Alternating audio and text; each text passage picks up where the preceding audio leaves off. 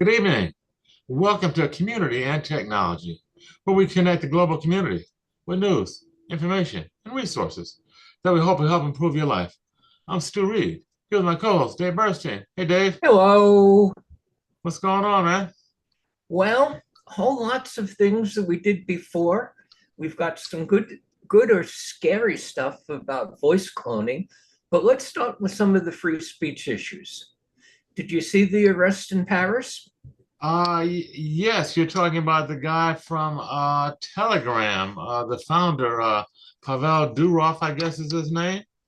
I wouldn't know how to pronounce it. I could ask Yeah. Jenny. She has some Russian. Okay.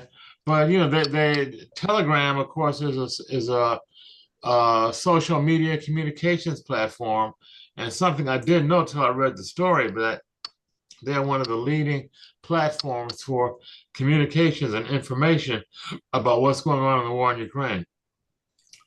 Uh, It's uncensored, so yeah, some of yeah. it is ugly. Hmm. If Be sensible when you watch it. If it's not right for you to watch ugly violence, well, it's not right for them to have a war either. Hmm. Well, the nuts and bolts of the actual arrest were that the French authorities arrested the founder and CEO of Telegram.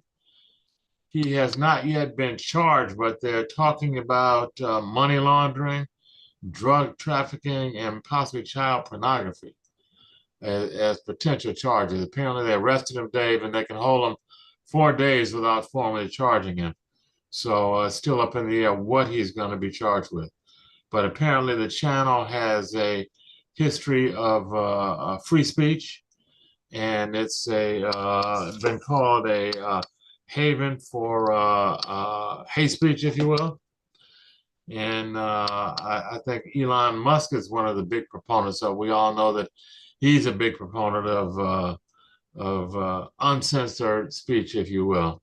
He spoke up on this one already. He tweeted. Yeah, what did he say? He tweeted his support and Hmm. said that Europe was heading, I don't remember the exact words he used, but he was implying that Europe was heading to fascism because they censored Pavel.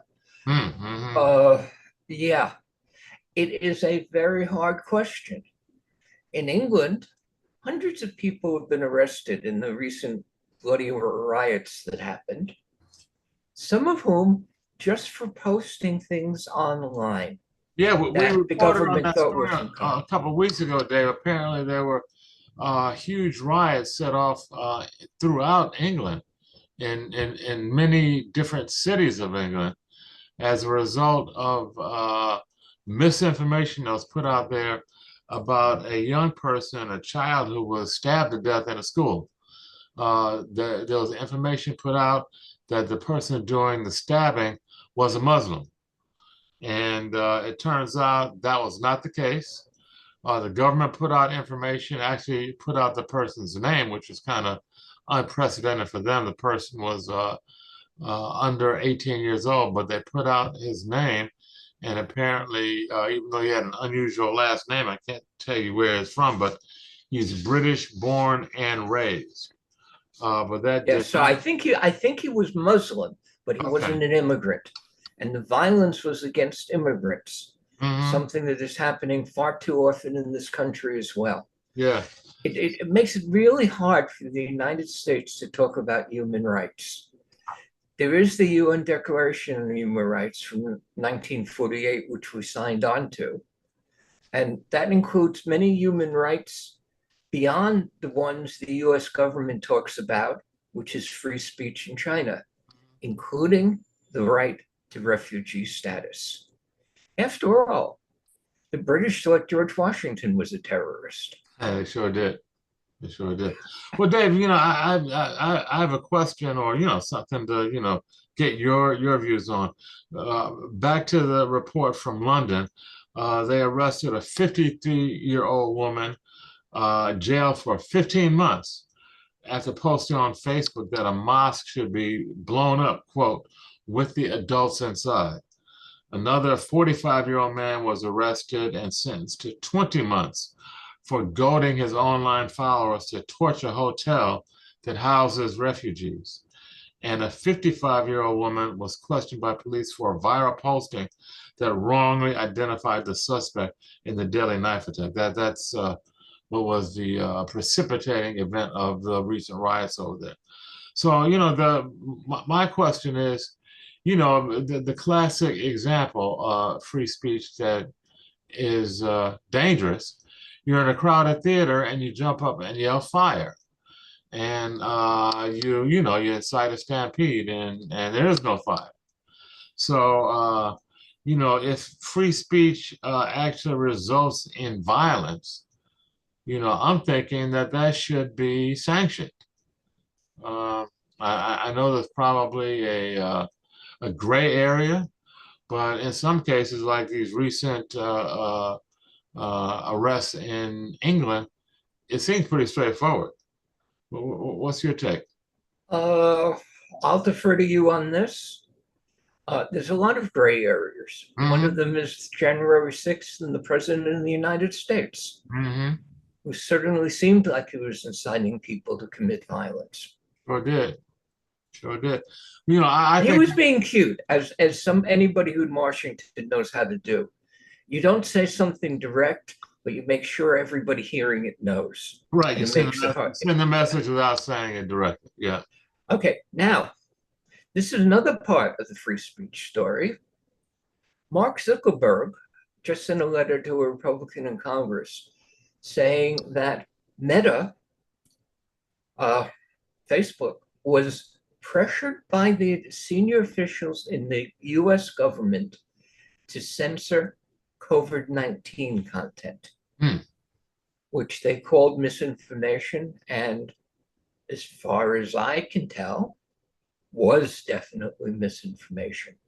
Hmm. Now, if the information that's being put out by many people, including Robert F. Kennedy Jr., persuades people not to have a vaccine, as I say, if it's true, because I'm not an expert on this and it isn't right on this show to pretend I am. Is it right or wrong to censor that? Or the question for you is, how many people died who probably would have been saved if they got vaccines? I have no idea what the number is, but there was certainly a lot of hysteria and misinformation out there that persuaded people not to take the vaccination. And, though folks may have a short memory, I'm sure you and I, Dave, remember when bodies were piling up in the hospital corridors. Right around the corner from where I live, the local hospital, they had a trailer truck that they positioned there just for the bodies, Dave. And it was there for like over a year, warehousing bodies because they could not get them buried and put away quickly enough. So, Same thing around here, yeah. 20 blocks away from the radio station we're on. It was a refrigerated trailer by St. Luke's Hospital. Hmm. Now, let me ask you another question because it comes up in lots of different contexts. How many people would have been saved if they had vaccines in Africa as soon as they got it in the United States? Again, I don't know the number, but probably millions. I don't know the numbers. I'm kind of just talking off the top of my head. But I know that, Africa is probably one of the very last places to get access to the vaccines. Black folks tend to be the last in line at the very bottom of everything. And Africa certainly is a shining example of that. I don't have any numbers, Dave. Do you know what the death toll was in Africa? The death toll in Africa was very high, Mm.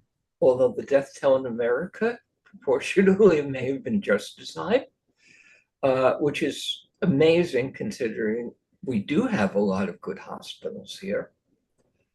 But it's clear that infectious diseases spread around the world. I don't know where COVID started. Some people think it started as a lab error in China. Some people think it started in a live animal market in China. Other people don't know. But when something breaks out, an epidemic breaks out in China, it's going to spread to the United States. Yeah, well, we saw it. I mean, and it happened pretty quickly. I remember you and I, Dave, doing a show when it first broke out. And I remember was not sure how to pronounce coronavirus. It was that new. I remember you and I talking about it. And there were just a couple outbreaks in China. And they were talking about how it might affect the Chinese's production of some component in the iPhone. And it was kind of a sideline issue, interesting, but not really impactful. And within a month or two, it was over on that cruise ship that Donald Trump tried to stop the people from coming aboard on. And then another month or so later, it was here.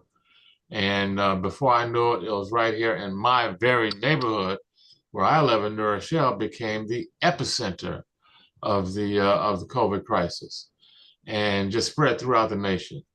So yeah, it came from China, or at least that's where the first infections were identified.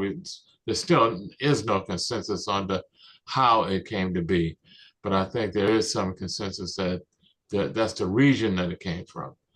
But it spread very. Well, yes and no, Stu. Mhm. While it probably did start in China, they were able to identify the different strains. And here in New York City, the best information the epidemiologists came from is we got COVID infections by way of Europe, which may itself have been by way of China before that, Mhm. but it came from Europe. And the reason Yes, yeah, why yeah, yeah, yeah, yeah, yeah, yeah. That's right. That's how I came to New Rochelle. A Jewish guy that I think was vacationing over there brought it here. Yeah, I stand and corrected. but But what's amazing, Dave, we're talking, one of the things that pandemic highlighted was just the huge amount of skepticism there is, not just in this country, but maybe even globally around science. When you and I were coming up, the scientists were kind of revered. I won't say demigods, but they were revered as the guys that really had the answers. And fast forward to just recently, there was so much distrust of the scientific community. You had the president essentially, I won't say he called them liars, but he was like really questioning the veracity of the scientific community, the World Health Organization. They don't know what they're talking about. And just amazing rise in I said it's beyond skepticism. That's not even the right word, but just a big disbelief in science and what science tells us. And to me, that was on full display during the COVID pandemic, and certainly, carried into the whole debate around the vaccines and whether or not they worked. And of course, then you have so many undercurrents of the history of the government being duplicitous with drug testing and not being forthright in terms of managing diseases. And sometimes the Tuskegee experiment where they actually infected Black folks with syphilis intentionally to measure the effects. So you got and didn't give them any treatment, although we had penicillin yeah, at the time. didn't treat them. Yeah, yeah. So Yeah. you have that undercurrent. It's not just science that's distrusted; it's government that's distrusted, and for good reason. I mean, historically, not always on the side of the people. So Well, I don't. our generation learned this really clearly. Was one of the great reporters, I.F. Stone, whose catchphrase was, "All governments lie." Mm, And people in our circles certainly think Trump's lying, but I, under Biden, again and again, identified lies coming from there. And why people lie and why they believe their own lies, that's a whole nother story show. Yeah, But the yeah. reason I brought up the topic of vaccines here is that in Gaza, they have confirmed 4 cases of polio. Polio. Polio has been totally eradicated in the developed world, uh, except Israel. And getting they're begging for vaccines and a way to distribute them to people in Gaza. There's a whole lot of Israelis in Gaza, usually with guns. And some of them, sooner or later, are going to probably come to the United States. That's why vaccines need to be out there. The health of the entire world is dependent on everyone because diseases spread. Infectious diseases are not gone, period. Now, what do you think of the science between the COVID mRNA vaccines? I'm not really qualified to offer an opinion on the science, Dave. I guess I got to play ignorance. It looks like it works, but we don't have any kind of long-term data. They've been out there for what, maybe 4 years, 3, 4 years in terms of when the vaccination started. Um, so there's little to no data on, okay, what are the effects 10 years down the road? How does it change people's biology, if at all? I know that's one of the concerns that people had, that it actually disrupts and changes your DNA, if you will. So I don't know that there's any data, hard data in that speaks to that. What are you looking at? Well, the classic example of what you were talking about was uh, breast surgery. That traditionally in cancer, they assumed that if the cancer hadn't come back in 5 years, you had been cured. But I think it was Memorial that looked at the data from 10 years. And some people who were cancer free at 5 years did show up with another cancer within 10 years. So being fearful of what could happen in the long run, say with the GLP, Ozempic, which I take, and is a very good drug for me and for a lot of other people. The reason I asked about the science of mRNA is that we're used to taking years to develop a new vaccine. And that's what everybody thought was going to be the standard for the COVID until the people with mRNA expertise jumped in, used the Chinese data on exactly what the RNA structure of the COVID virus was, and within a week had something to test. And within 6 months, it was being distributed by the millions of doses. mRNA is a remarkable technique that allows you to push up the immune system against COVID and heavy duty tests with flu. Probably next year, it's going to be the vaccine we use. And another piece of news is they now have a cancer vaccine. Not a vaccine to prevent cancer, but a vaccine for people who have cancer. I think they did it small cell lung cancer, which is still very common. My mother died of it. And improves their prognosis in early testing.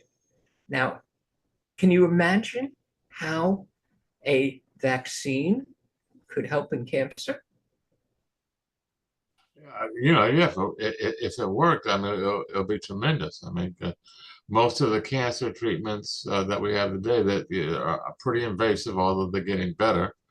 You know, the radiation therapy and the drug therapy. You know, it's better. My mom died of lung cancer probably almost 30 years ago now. And, you know, the therapies that she took were really invasive. And she got to the point where she didn't want any more chemo. She said she's not taking anymore because the chemo was so painful and invasive. She chose just to go check out rather than to take the treatment. So I know there's been tremendous improvements in those treatments since then. But still, it's you know, from what I've seen, it's been an uphill battle. So if there's any kind of vaccine, you say it doesn't prevent, but it treats. But you know, my thing is most vaccines prevent. So I guess I'm a little confused there, Dave. But This is a new one, and mm, it's easy to understand it when you understand how vaccines work.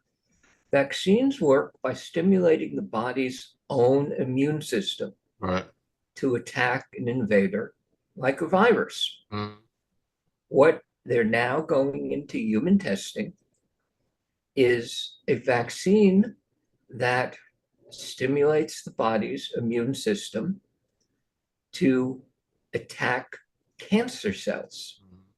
Again, it's stimulating the immune system. They're very hopeful on this.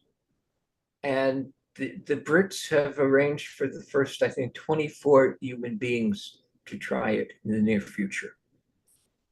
yeah. Well, that's certainly some positive news. That's something we need to keep our eye on, David, as that evolves and develops. You know, Let's go well, to something else. yeah, well, you know, while we're talking about science and health, you know, I noted the story about the second Neuralink uh, brain chip patient. Neuralink, we've talked about them before on the show. This is a Elon Musk company that's developed chips that are implanted in the brain that enable folks that have limited mobility or limited function of limbs to actually do things like use a computer. In this particular case, this is the second person that's been successfully implanted with this Neuralink brain chip. Apparently, it's a mouth controlled device, Dave. This guy, Well, it's both. that's not, He has a spinal cord injury. yeah, he's from the neck What, down, I think he's paralyzed. right. So that he couldn't put his hands on the mouse. Right. They had a really second rate, but it was better than nothing system that you could communicate with a receptor in your mouth because he could move his mouth. Mm-hmm. But this is also reading his brain thoughts Mm-hmm. on what he would be wanting to speak. That is a remarkable progress. Musk has the publicity machine, so everybody's heard of the Neuralink. It turns out they're far ahead of Musk, for example, at the University of California in San Francisco, and their teams around the world working with technology. You can, using AI, figure out a lot about what's going on inside the brain. You same thing that you're doing with all the information of the world. You can take the information on an EEG or a probe that's put into the brain. Both are now working. Throw it into a pile of fancy mathematics that goes into it and looks for patterns. That is working. The first patient with Neuralink could talk. And I bet this fellow that they just did, and they released the news that he was playing Counter-Strike, the game. He probably Yeah, can talk. yeah. He What I could have. saw that they combine. You talked about the mouse. That what the story I read said that they are now able. This guy can now do both mouse and keyboard functions together from the one mouth activated device. Elon has said he expects millions of people to use this. There's a whole lot of people who are paralyzed. One of the most frightening pieces of news lately is that they're looking at the brain waves of people in what seems to be an irreversible coma, Mm-hmm. and they're finding activity in their brains as though they're thinking. And this is something else Yeah. that we may be able to solve with analyzing brainwaves. Last story before we take a break. We've been talking about how dangerous it is to believe anything today, how good the voice cloning and the video cloning has gotten. Well, how big a computer do you think you need to do a convincing clone of somebody's voice with just a few seconds of their speaking? I hesitate to say, but I'm thinking you don't need a supercomputer. You may be able to do it on your home computer, given how advanced this And AI technology has become. that is what this story is about. Mm-hmm. A company called VoiceCraft has brought it down to a program that could work on my computer or your computer with a $500 graphics card. Mm. And they have samples.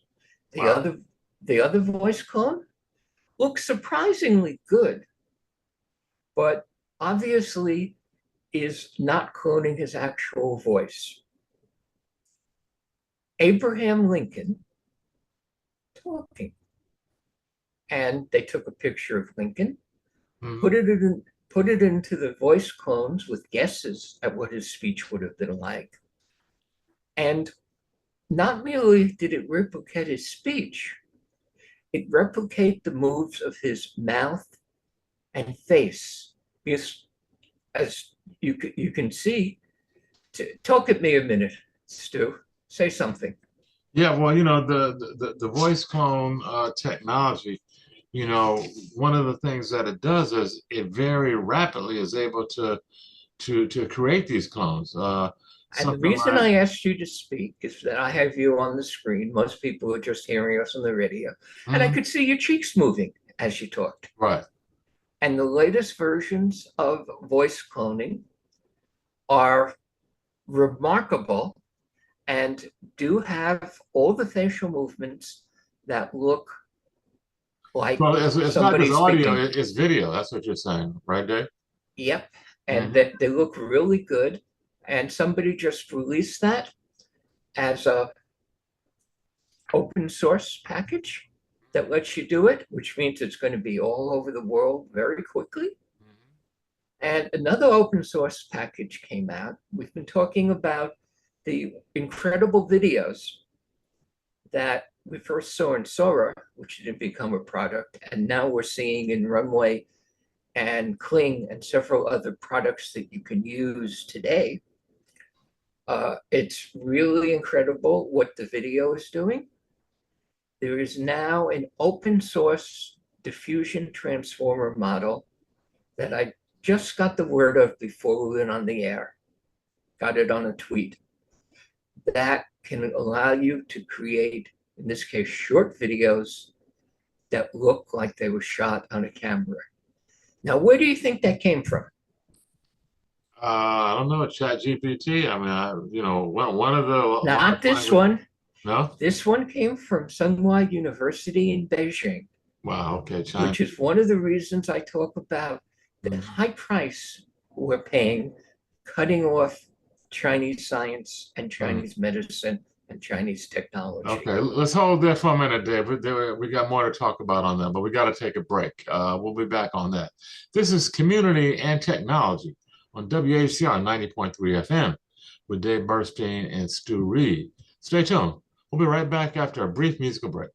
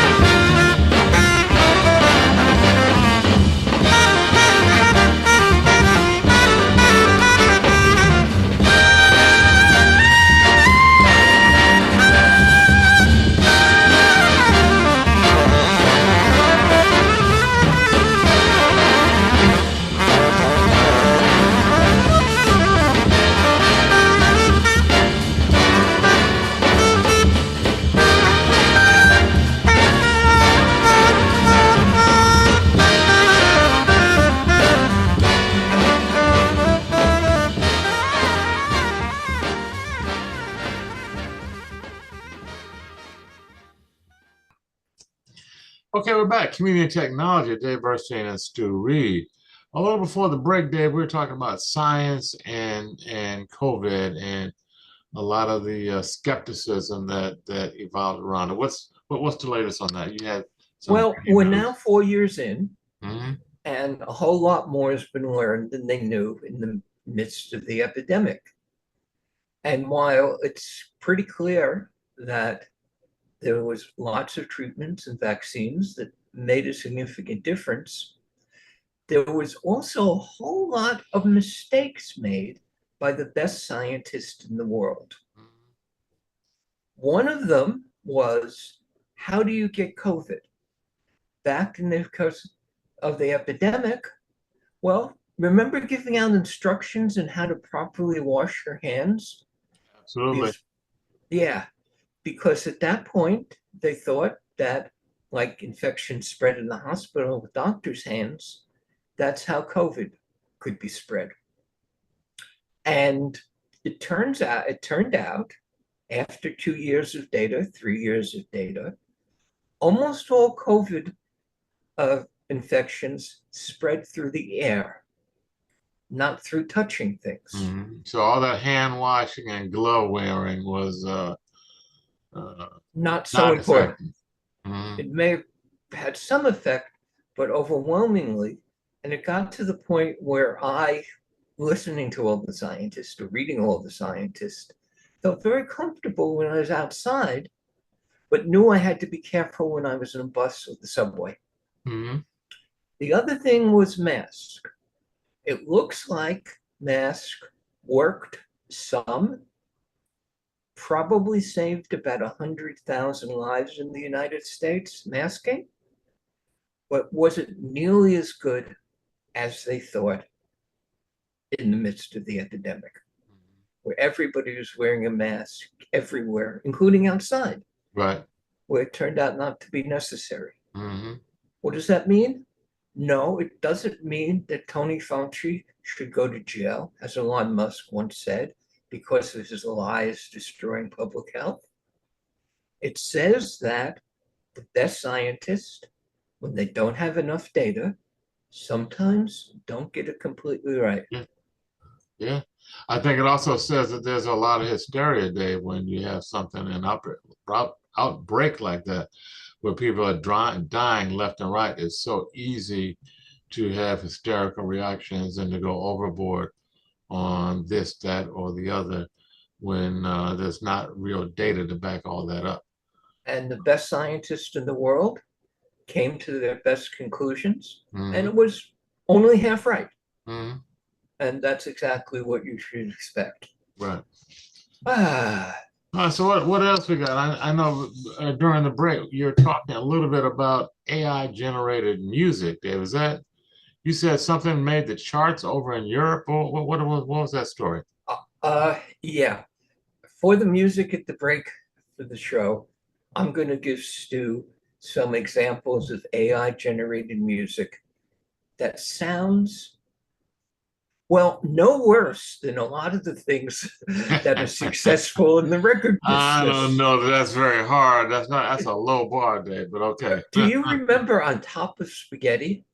No. Or On Top of Spaghetti, all covered with glue, and it was set to the Oh, rhythm of Oh Susanna or something like okay. that. It does That was sound kind of that familiar now that I hear you say it. Yeah. Yeah, and there was Alan Sherman with Yeah. Hello Mother, Hello, Hello Father. Father, Here I am Here at I am. Camp Granada. And well, the music that is coming out of Udio and some other packages is relatively boring. It's but it sounds perfectly decent. It doesn't Hmm. sound good. It's not very creative at this point, but it's enough that uh, somebody did some rap in Germany on the computer using AI, and it's on the top 50 charts. Wow. Yeah. Wow. It's and it's just getting better. Jenny is using some of the voice synthesis stuff. Hmm. she has some video that was pre-recorded, and she had to make some changes in order to fit the timing of the piece she was working on. Mhm. She's doing that using AI to change the voice as Wow. needed to Wow. correspond. That's what, that's some That good she's stuff doing. there. That's some good stuff. Okay, let's go to some other stuff. Uh, all over the tech press, no, not just all over the tech press, all over the New York Times and all the media in the world is the news that Apple is going to have an announcement in 2 weeks, September 9th. Hmm. It's going to include a new iPhone, probably a new iPad, and a new Apple Watch, is the rumors. Hmm. What And I have you heard suppose these about that, devices Stu? are going to be really AI enabled to some degree, right, Dave? To some degree, and that's something that is almost guaranteed to be confused in most of the news reports and in Apple's own announcement, Hmm. as it was in Samsung's announcement and as it was in Google's announcement of the AI on their phones. Hmm. So what's the real deal? Where's the innovation and where's the just the smoke? Well, it can do something incredible. If I didn't speak English and was talking to you in French, Hmm. it could, on the fly, translate my French for you in English that you could hear in your iPods in your skull. Hmm. That is working today on some Samsung and some Google phones. It is working on a pile of phones in China that don't make it to the United States, and it's guaranteed to be working on the iPhone. On That's the show a year ago, that's phenomenal, Dave. If you can imagine, all of a sudden, not all of a sudden, but once this stuff gets out there, you can talk to anybody in any nation in any language and have a conversation. That's got to be transformative to some degree. especially if you, well, let me give you an example where it would be helpful. Hmm. I had to help a friend whose mother's native language was Fulani. She's from Liberia. And she was having terrible problems getting her hookup for her broadband because the people at Spectrum, I guess it was, didn't understand her Fulani and her English wasn't very good. Her daughter's a friend. There is no, and it all worked out eventually, even though Spectrum tried to rip her off. Now, this was Verizon tried to rip her off for $700. We discovered when we actually went into what was going on. That's so common in consumer broadband and consumer voice products, as But we said on now this she was show able to before. use this software though to talk, or I know you She told me. wasn't able to use the software her Uh-huh. daughter translated for her Hmm. because they couldn't solve it with her Fulani and limited English. Hmm. And they didn't have anybody. Now, if you walked into the emergency room at St. Luke's Hospital Hmm. and the only language you spoke was Fulani, not a problem today. Well, a Really? problem, but a solved problem. Hmm. Yes, they're not using AI. There's several services that hospitals are using routinely in the emergency room, which hooks you up through something like a Zoom call to somebody who is a translator Oh, using real people. using real people Hmm. in dozens of languages. And Fulani was probably one of them because it's a fairly popular language in West Africa. And there are a lot of West Africans who came to the United States. What's our next story? Oh, well, you're talking about AI. I know there's a talk once again of AI regulation. Chuck Schumer is talking about trying to push a bill through Congress. California has just, I'm not sure if they passed it, but they have a bill 1047 that is looking at the harms that AI could cause in terms of dollar amounts of harm and in terms of disasters. And they are proposing penalties based on that harm. With human intervention will come in and actually shut down the AI system. Um, The hook on that, which I don't think I put in the notes for the show, is that Elon Musk came out in favor of the regulation. really? Yep, because he knows the real dangers of AI. Hmm. And Elon doesn't think that AI is going to exterminate humans. He thinks that's highly unlikely. But as long as it's not impossible, that's something we need protection against. This was another case where there was a pile of misinformation. Slews of people, including ones who said in testimony before Congress that AI needs regulation, like Sam Altman, the CEO of OpenAI, have been opposing the bill in California, saying it's too much regulation. Hmm. I read the bill. There's nothing in the original bill that should have scared people into the hysterical campaigns against it. And then, with the help of some of the best people in AI, they amended the bill. So, the key thing in the bill is that on the very big models, because the dangers, the most serious dangers come from the big models.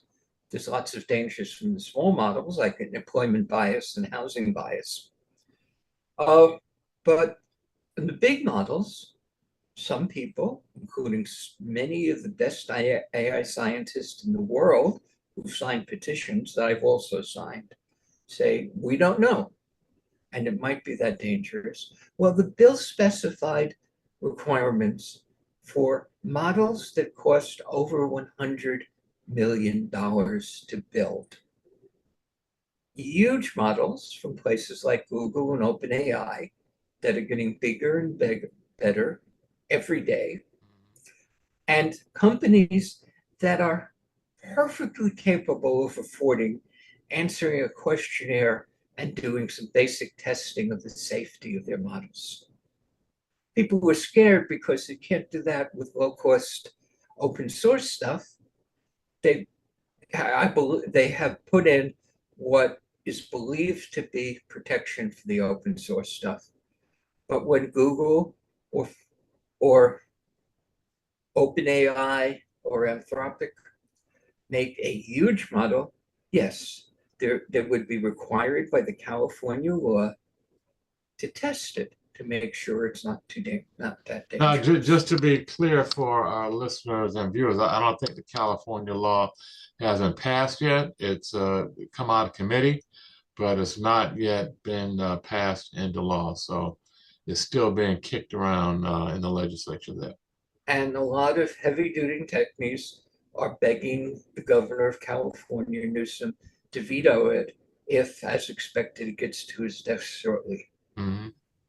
Because, and a lot of them, well, let me tell you the power of big companies and money in politics.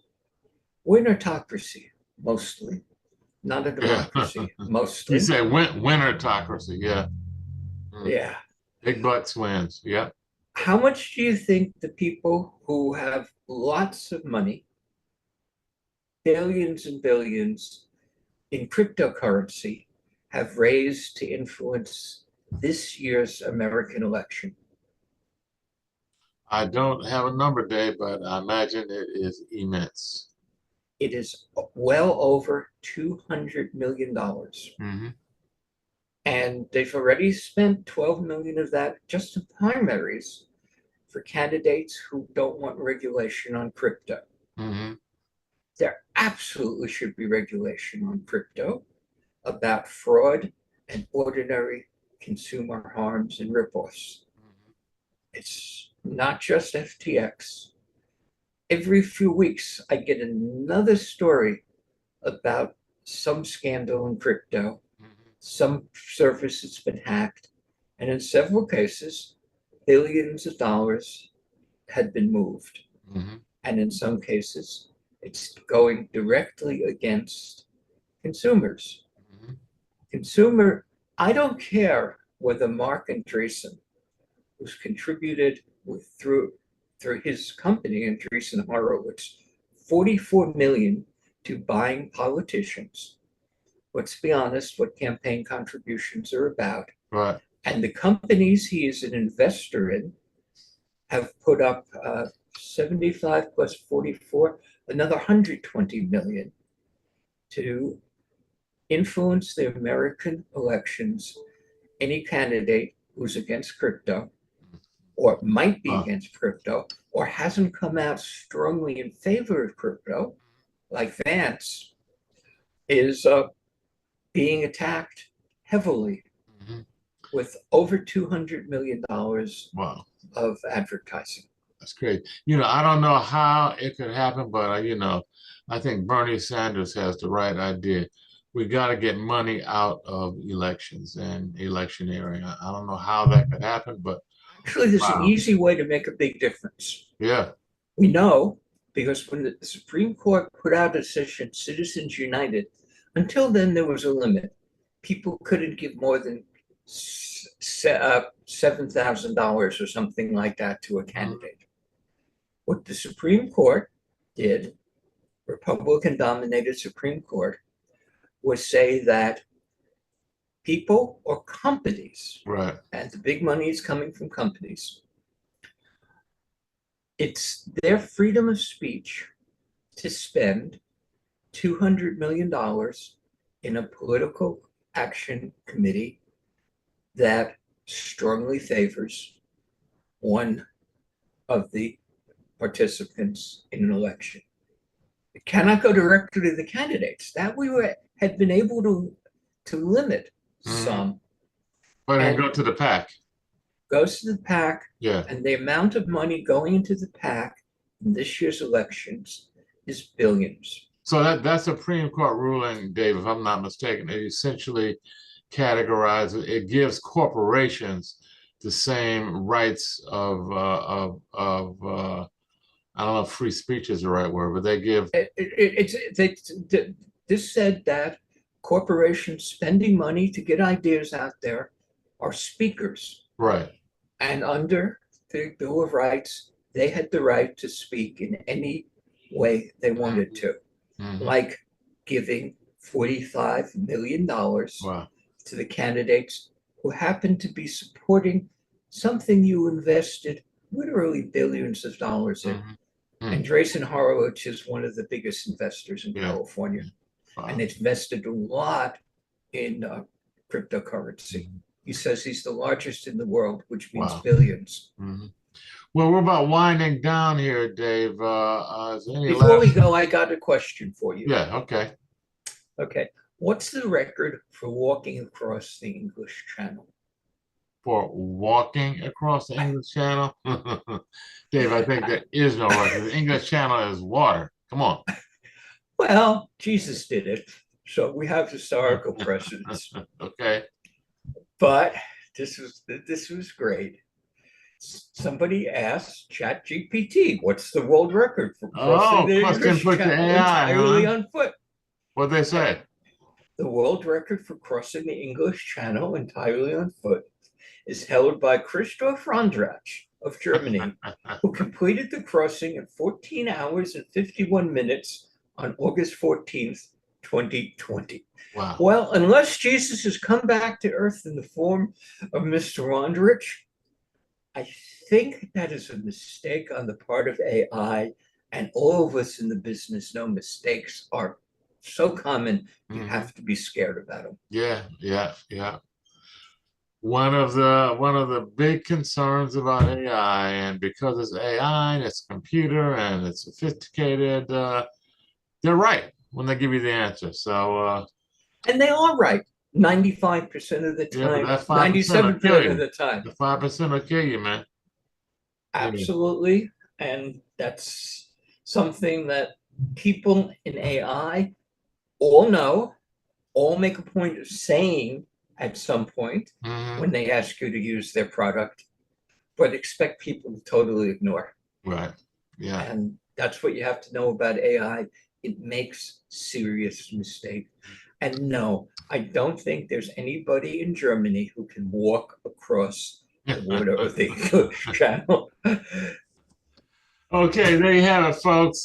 Dave Bernstein, the last word on walking on water via AI. All This the is, old Samaners know how to do it, as yeah. Herman Hesse said.